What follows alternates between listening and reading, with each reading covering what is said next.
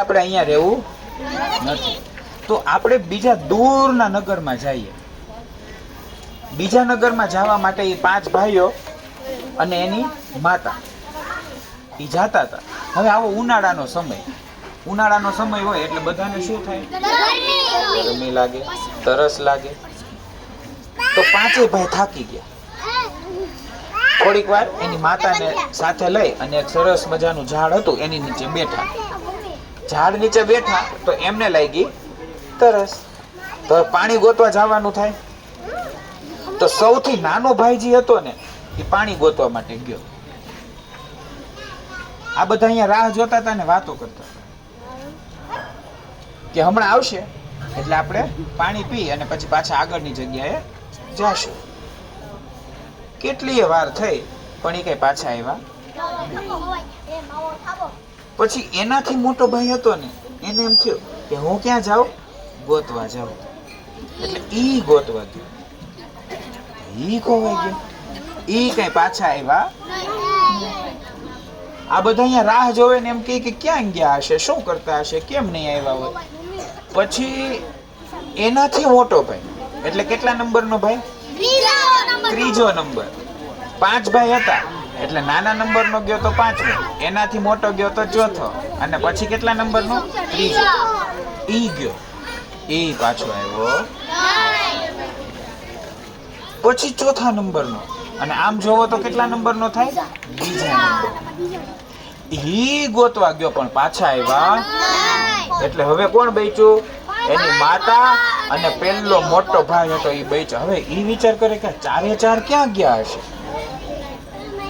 ક્યાં ગયા હશે? કોઈને ખબર છે?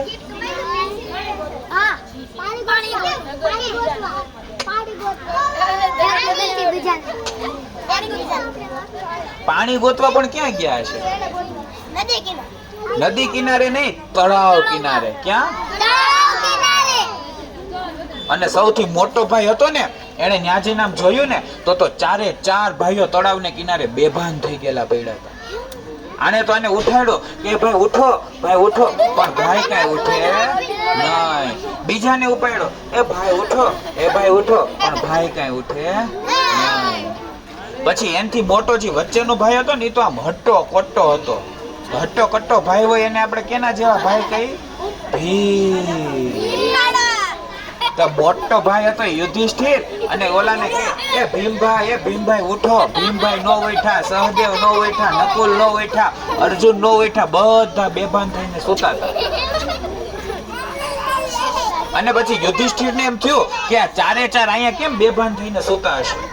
અને પછી યુધિષ્ઠિર પાણી પીવા માટે જેવું આમ પાણી પીવા માટે ગયા ને ત્યાં તો તળાવનું પાણી આમાં મલવા માંડ્યું. અને અવાજ આવ્યો, ઉભા રહેજો. પછી યુધિષ્ઠિરે કીધું આ તો કોણ બોલ્યું હશે? ત્યાં તો યુધિષ્ઠિર પાછો આમ પાણી પીવા ગયા. તો જેવું નદીમાં તળાવમાંથી આમ પાણી ભર્યું ને તો પાછો અવાજ આવ્યો કે ઉભા રહેજો. એટલે યુધિષ્ઠિર ઉભા થઈને કે આ અવાજ ક્યાંથી આવે છે? તમે કોણ છો? શા માટે તમે અમને પાણી પીવા દેતા નથી? બોલો. હા બોલો. હા, તો યુધિષ્ઠિર જેવા એમ બોલ્યા ને ત્યાં તો એક સરસ મજાનો મોટો ઘરેણા ને મુગટ ને એવો પહેરેલો એક યક્ષ ઉત્પન્ન થયો. કોણ? ભગવાન ને યક્ષ. શું નામ હતું એનું? યક્ષ. યક્ષ કે હું યક્ષ છું. હા, એને જવાબ આપવાનો. આ તળાવનો હું માલિક છું. આ પાણી મને પૂછ્યા વગર કોઈ પી શકે નહીં. તો હવે યુધિષ્ઠિરને થયું કે જો આ પાણી પીવું હોય ને મારા ભાઈઓને જીવતા કરવા હોય તો મારે એના સવાલના જવાબ તો આપવા પડે. હવે યુધિષ્ઠિર કઈ સ્વાર્થી થોડા હતા કે આ એના ભાઈઓને સૂતા મૂકીને એમને વયા જાય કે ભાઈ ભલે ને આપણે અહીંયા પાણી નથી પીવું, આપણે તો જતા રહીએ. આપણે આપણા ભાઈબંધ, દોસ્તાર, ભાઈઓ, બહેનો હોય એને મદદ કરવી જોઈએ કે ન કરવી જોઈએ? એટલે યુધિષ્ઠિરે એવું કીધું કે હા વાંધો નહીં, પૂછો સવાલ. પછી યક્ષે છે ને યક્ષે 100 સવાલ પૂછ્યા. કેટલા? 100. હવે 100 સવાલ હતા ને એવા યક્ષ પૂછે અને યુધિષ્ઠિર એને જવાબ આપે. 100 સવાલ પૂછે અને યુધિષ્ઠિર એના જવાબ આપે. 100 પછી કેટલા આવે? 100 પછી કેટલા આવે? હું તમને એમ કહું કે 101 ગુણ્યા 15 કેટલા થાય? તમને આવડે? 101 ગુણ્યા 15 કેટલા થાય? આવડે? હું જવાબ આપું? 101 ગુણ્યા 15 કેટલા થાય?